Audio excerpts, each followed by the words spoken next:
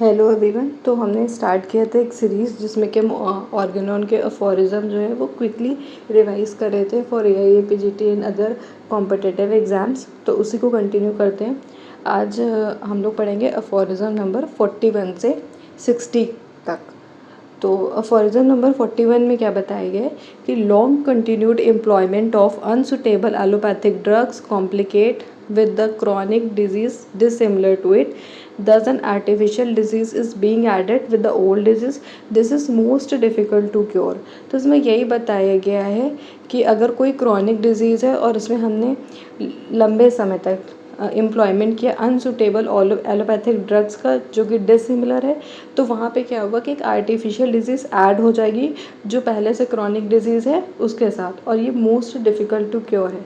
Massed venereal disease का concept aphorism number 41 में है। तो मास्ड वेनेरियल डिजीज़ का कॉन्सेप्ट अफोरिज्म नंबर 41 में है, और इसके फुटनोट में यही दिया है कि unsuitable dose mercury cure venereal disease homoeopathically, but in large dose it is unable to cure it, especially when complicated with SORA. अब अफोरिज्म नंबर 42 में आते हैं। तो 42 में यही बताया गया कि there may be simultaneous occurrence of 2 indeed of 3 dissimilar natural disease in the same body. तो एक बॉडी में 2 या 3 डिसिमिलर नेचुरल डिजीज़ एक साथ रह सकती हैं, each occupying suitable place for them in the organism. और वो मतलब हर जो 2 या 3 डिसिमिलर नेचुरल डिजीज़ है वो अपनी सुटेबल प्लेस ऑक्यूपाई करेगी एक ऑर्गेनिज्म में। फिर 43 की बात करते हैं। तो 43 में यही बताया गया कि व्हेन टू सिमिलर डिजीज़, अब डिसिमिलर डिजीज़ का कॉन्सेप्ट खत्म हो गया, 43 से सिमिलर डिजीज़ का कॉन्सेप्ट आ गया कि when two similar diseases meet together the stronger cures the weaker. Simply तो 2 सिमिलर डिजीज़ मिलती है तो स्ट्रॉन्गर जो थी वो क्योर कर देती है वीकर को। ये 43 अफोरिज्म में बताया। 44 अफोरिज्म में फिर ये बताया गया कि 2 सिमिलर डिजीजेस जो होंगी they do not repel one another, do not suspend one another, do not exist beside each other to form double complex disease. तो जो 2 सिमिलर डिजीज़ होंगी ना ही रिपेल करेंगी, ना ही सस्पेंड करेंगी, ना ही एक साथ एग्जिस्ट करेंगी और डबल कॉम्प्लेक्स डिजीज़ नहीं बनाएंगी। To do not exist besides each other to form double complex disease. तो ये एमसीक्यू बहुत कॉमनली पूछा जाता है कि डबल कॉम्प्लेक्स डिजीज़ का कॉन्सेप्ट जो है वो कौन से अफोरिज्म में है। अफोरिज्म नंबर 44 कॉम्प्लेक्स डिजीज़ जो है वो अफोरिज्म नंबर 40 में दिया है। अब 45 में ये दिया गया है कि व्हेन 2 सिमिलर डिजीज़ मीट, तो क्या होता है स्ट्रॉन्गर क्योर करता है वीकर को। तो 2 सिमिलर डिजीज़ इन्वॉल्व कर precisely in the same part of the organism and stronger annelids the weaker. इसके फुट नोट में बताया गया है कि फुट नोट 2 में लैम्स फ्लेम का एग्जाम्पल दिया गया है। तो लैम्स फ्लेम का एग्जाम्पल जो है वो अफोरिज्म नंबर 45 के फुट नोट 2 में दिया गया है। अब आते हो अफोरिज्म नंबर 46। तो 46 में examples of diseases cured by similar stronger disease के एग्जाम्पल्स दिए हैं। फिक्स्ड मैज़म, एसेसरी मैज़म, ये सब जो कॉन्सेप्ट है ये अफोरिज्म नंबर 46 में है। फिक्स्ड मैज़म क्या होते हैं? Those diseases which are invariably the same arise from fixed miasm, जैसे कि smallpox, measles, whooping cough, ये सब एग्जाम्पल है फिक्स्ड मैज़म का। एसेसरी मैज़म का क्या एग्जाम्पल है? काउपॉक्स। एंड इसके फुट नोट में हनीमैन ने प्रेज किया है जेनर को for his cowpox vaccination, due to which human smallpox never appeared as virulently as it was before. तो फिक्स्ड मैज़म, एसेसरी मैज़म हनीमैन ने प्रेज किया है जेनर को, वो अफोरिज्म नंबर 46 में मिलेगा।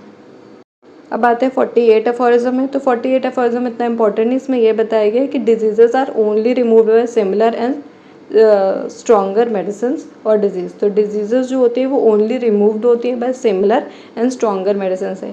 47 अफोरिज्म में बताया गया है कि from the above the physician should learn what kind of artificial morbific agent can cure disease. ये इतना इंपॉर्टेंट नहीं है। अब आता है 49 में बताया गया है कि natural homeopathic cure can be more. इसमें कंडीशंस दी गई हैं कि नेचुरल होम्योपैथिक क्योर जो होगा वो मोर होगा if attention of observer is more directed to them, and second is कि nature is not deficient in producing such disease. तो कंडीशन जो है वो अफोरिज्म नंबर 49 में है। 50 अफोरिज्म में क्या दिया है?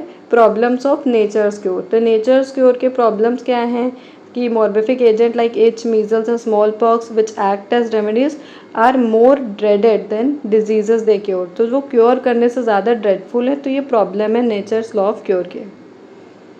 प्रॉब्लम्स ऑफ नेचर्स क्योर जो है वो अफॉरिज्म नंबर 50 में, एंड 50 में यही बताया गया है कि जो नेचर्स क्योर है वो डिफ़िकल्ट है, अनसर्टेन है एंड डेंजरस है।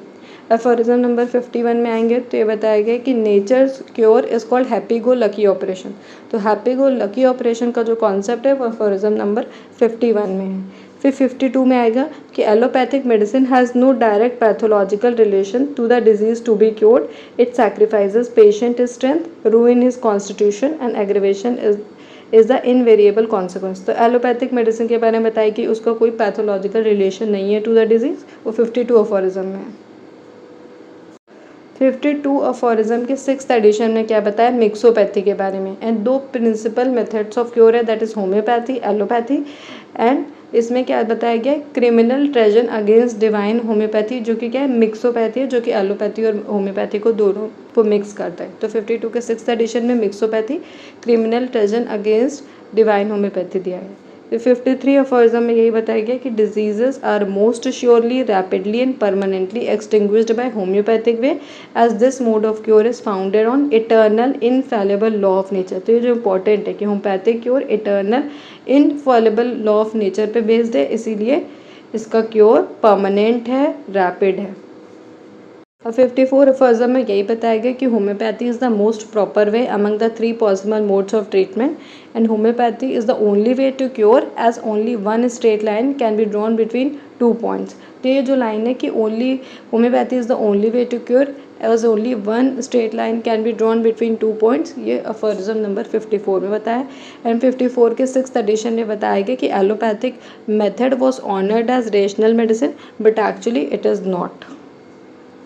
एंड 55 अफॉरिज्म में बताया गया कि जो second mode of treatment is allopathy, first mode of treatment homoeopathy है, जो कि अफॉरिज्म नंबर 54 में बताया है। 55 में ये बताया गया कि second mode of treatment is allopathy और heteropathy medicine have no pathological relation to the disease to be cured. तो ये अफॉरिज्म नंबर 55 में।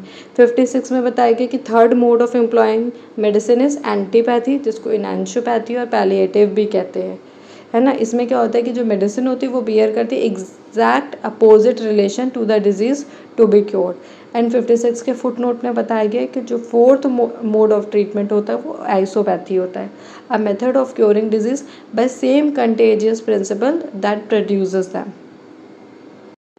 56 के 6th एडिशन में गैलन का कॉन्ट्रारिस के बारे में बताया गया है। 57 में ये बताया गया कि जो एंटीपैथिक मोड ऑफ ट्रीटमेंट है in which a remedy which displays an opposite action that is contraria contrariis is prescribe वो सिंगल सिम्टम। और इसका एग्जाम्पल क्या दिया है कि opium is prescribed in large doses for pain, तो वो बिनम करता है सेंसिबिलिटी को। यह अफॉरिज्म नंबर 57 में एंटीपैथिक मोड ऑफ ट्रीटमेंट के बारे में बताया। फिर 58 में भी एंटीपैथिक के बारे में बताया गया कि एंटीपैथी जो है वो एक्सट्रीमली फॉल्टी सिम्टोमेटिक ट्रीटमेंट है with the practitioner devotes his attention in one sided manner to a single symptom. ठीक है, इसके फुटनोट में एग्जाम्पल्स ऑफ फिजिशियन दिया है जिन्होंने कन्फर्म किया है इसको। एंड अफॉरिज्म नंबर 59 में एग्जाम्पल्स दिए of injurious effect of antipathy. And aphorism number 60 में यही बताया गया है कि increasing the dose at every repetition of antipathic method never cures of chronic infection but does much harm. And 60 के foot note 6th addition में ब्राउजो का method of treatment बताया है, जिसको फिजियोलॉजिकल सिस्टम ऑफ ट्रीटमेंट भी कहते हैं। एंड उसके his treatment includes venesection, leeches, cupping glasses, hunger diet and lukewarm bath, gum arabic solution. ये इंपॉर्टेंट है कि only medicine used by Broussais and this method depresses the vital force and ultimately patient dies. So this is all about aphorism number 41 to 60 in brief. इसमें important सारे point cover कर लिए जिसे MCQ पूछा जाता है. I hope you like it.